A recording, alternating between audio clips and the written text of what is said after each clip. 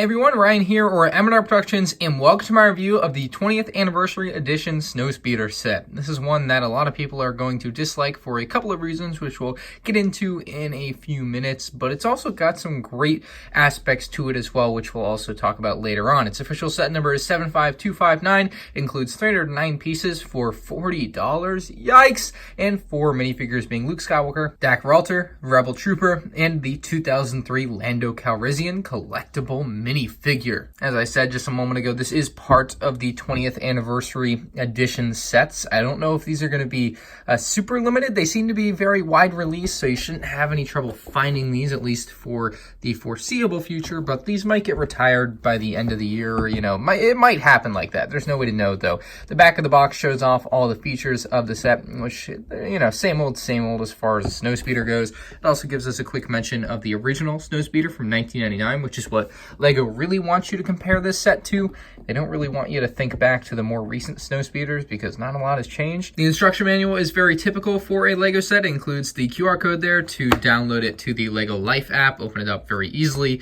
Again, just very typical. The exciting part of the 20th anniversary instructions, though, and the reason I'm showing them so much in these videos is because I want to show you these opening bits where they actually take a look back at the original set from 1999 or whatever year it may be. In this case, it is 1999, and they compare it side by side with the newer version and give you just a bunch of information like that. Kind of fun to take that look back and do some reading if you want to pause and read for yourself. Just shows you all the sets there, and then even a little bit more about the Battle of Hoth. Very nice scene with the Snowspeeder wrapping the AT-AT up there, and then into the regular instruction manual. I really like the way this Luke Skywalker minifigure looks, but there's a couple things that bother me that, you know, I just feel like this figure should have had the new helmet, first off. That's something that they changed back in summer of 2018 and have brought back the old helmet for this set because they couldn't fit the new helmet inside of the cockpit of the Snowspeeder, so they probably should have redesigned the Snowspeeder to accommodate that. But besides that, he also, I think, is supposed to have white gloves. A lot of the previous Luke Skywalker Hoth minifigures have included gloves, and this one should have included white gloves instead of black hands. I'm rather confused about that one, but let me know if that's correct in the comment section. But I don't think it's correct because they did change to white gloves back a few years ago, and now they're back to black. I don't know what they're doing. And then another point that was made to me by Rich Boy J is that the torso print is like an X-Wing torso print instead of a Snowspeeder torso print. You can see on the right here, this is definitely from the Snowspeeder from like 2014, and you can see the torso print just has a lot more wrinkles and stuff for what would be a much heavier piece of clothing for Luke Skywalker that he would be wearing. So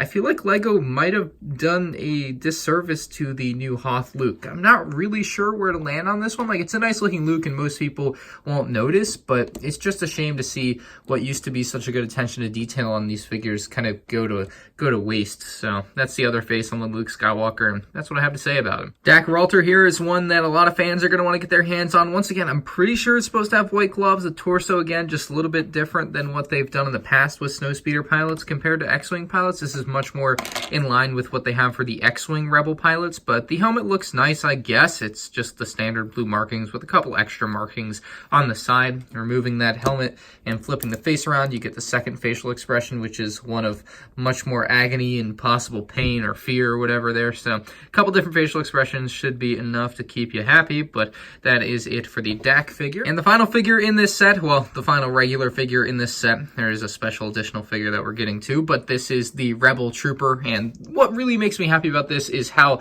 in line he is with the Rebel Trooper from the original Snowspeeder there. You can see him on that set. I loved the original Rebel Trooper, and this one really just is so nice to have with that in mind. You have a very nice torso print, updated dark tan legs, just everything is really going for this figure. Especially loving the bigger blaster that they gave him. That's a real throwback. I absolutely love that blaster. It's probably my favorite LEGO Star Wars blaster that has ever been about. He's got a backpack. There is printing underneath the backpack. No second face, but I'll pull this off just so you can see that back print because they decided to hide it with the backpack, so why bother with the back print? That's where I'm at on that, but there it is. Nice figure all around.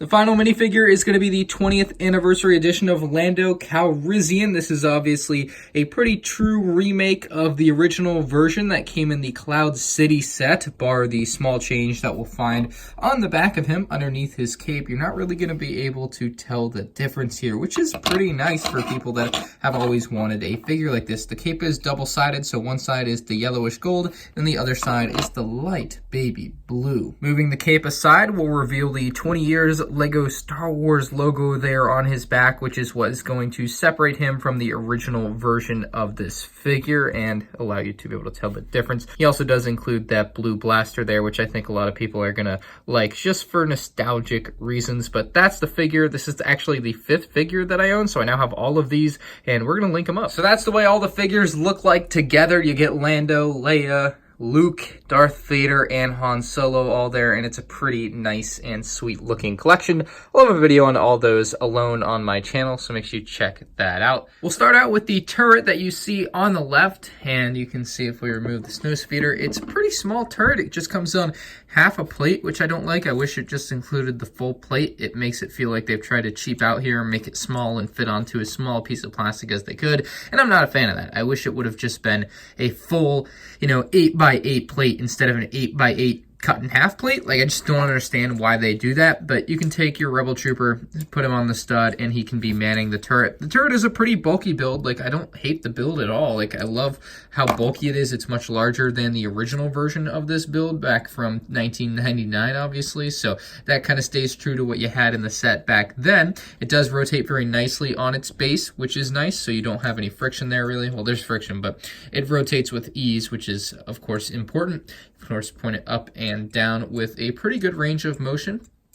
Little control panel here without really any controls, which is unfortunate, but the biggest eyesore on this set is going to be the stud shooter. I would just recommend taking it off. You can do so like that. Find another light bluish gray cheese slope, put it on the left side, and you are good to go, because this thing looks really bad on there. Like, I don't know what they were thinking. I hate that. It's just shoehorned in there unnecessarily.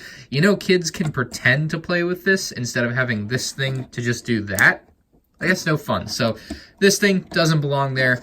Other than that, it's good design. Just take the other thing off. Maybe it looks cool. Like, that actually looks pretty nice. You can just turn it like that and you're pretty well off. So I'm going to leave it like that. I'm not putting that stud shooter back on there. It's trash. The Snowspeeder is a tough one for me. This is easily the best Snowspeeder they've ever made, bar the UCS version. But on the other hand, it's like they didn't try very hard to make anything new with this. They didn't add anything that makes you say, if you have any of the last, let's say, 5 or 6 Snowspeeders, if you have any of the Snowspeeders besides the 1999 version, this thing doesn't really scream out at you as something that's much different than something you already have. Like, it really fundamentally isn't that much different than the 2004 version I have on the shelf right there. It just isn't. And Lego failed to make any meaningful change with this model compared to the last model. I mean, the last model of Snowspeeder came in sand tan, and like, other than the fins and the relocation of the spring-loaded shooters, what did they change? Like, the design is almost identical. So you can see even the cockpit's opening and closing. Like, we'll get to that, but that's just something I had to get off my mind here early on with the set. So the cockpit, of course, is still printed. Thankfully, we should thank Lego for still printing this, because God knows they probably want to put a sticker on this piece like they did with this piece. This used to be printed as well back in the original versions. Now, the whole thing does open. You get nice access to the interior, which is great. Some of the original versions did not offer this great of access. So having such great access, of course, allows you to easily put in minifigures. So you can take Dak, throw them in. For the minifigures, they do have the tile pieces there for you to put the minifigs' legs between, which is nice. So you don't have to worry about them getting stuck in there. So putting the minifigures in is about as easy as it gets. You literally just put them in a seated position and put them back. There's a little space in between them where you could potentially store a weapon or something if you really wanted to. Luke has one of the original control panels there from a few years ago. It's just like very standard at this point. But the more interesting part is this large compartment back here, which allows you to place a couple weapons in there.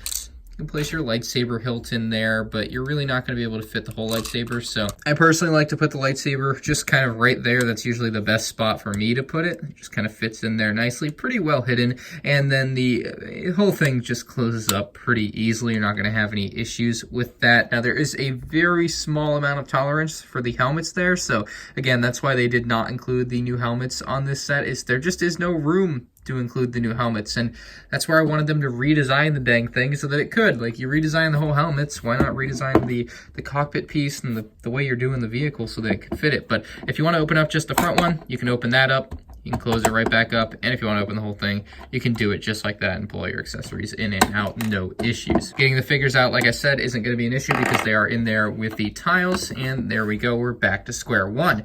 You have a couple more stickers on the cockpit there, or the windshields. Both sides are the same, just mirrored images. If we move to the wings, you're going to see they are also very similar. The right wing of the Snowspeeder here just has some stickers. You can open up this flap to reveal a little bit of detailing there, which is nice. You have a little bit of a grilled slope piece there. Just more engine detailing throughout. On the other side, you're going to see much of the same stickers, just slight difference here. This is really the only difference. And again, same sticker up underneath there under the flap with some extra detail. You have a couple features on the back side of the Snowspeeder, including a stud shooter, which is going to shoot very easily. Literally just press it and it shoots. This thing spins around 360 degrees. I like what they did here with the double cheese slopes. That actually creates a very nice effect there behind the stud shooter. Nice sloping. Of course, you have here the coveted hook, which if there was an AT-AT out, you could use to hook an AT-AT.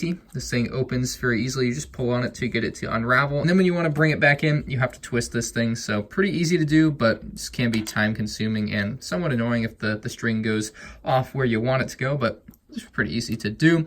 Now, there is one more thing I do want to show you on this set, and that is inside the cockpit. There is actually a very nice little sticker piece. I'll just break that away to give you guys the best view with that, but I love the way it kind of looks like you're looking out the back of the Snowspeeder. That's probably the coolest part of this set, and it's kind of a problem when the coolest part of your Lego set is a sticker. The bottom side of the Snowspeeder has some landing gear here, using these inverted slope pieces to give a little bit of height to the vehicle. You'll also find these spring-loaded shooters here in red, which are very nice and also very easy to shoot off. You literally just push up on them like that, and it's gone. I'll never find that one again. So spring-loaded shooters, we got the stud shooter, we got the opening hatch here, or windshield, cockpit, whatever you want to call it, and then of course the cable here in the back with the hook to go ahead and grab AT-ATs, and then the flap.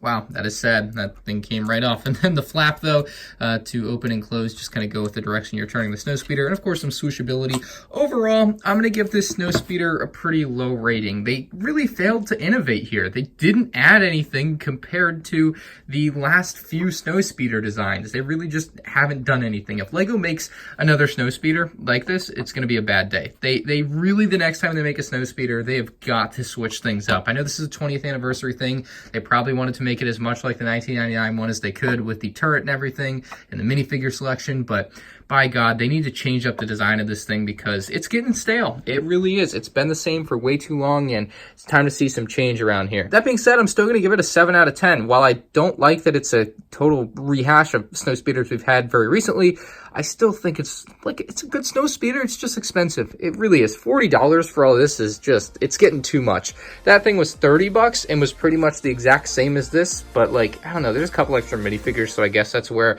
you're getting that added value, but I think $35 would have been a much more fair retail price. $40 for a Snowspeeder is just really getting up there, and I fear one day it's going to be $50 for like this exact same package, and that's a scary thought. Let me know what you guys think down in the comments section below. Subscribe to the channel if you're new here, and leave a like if you enjoyed. Thank you all for watching, and I'll see you in the next one. Peace out.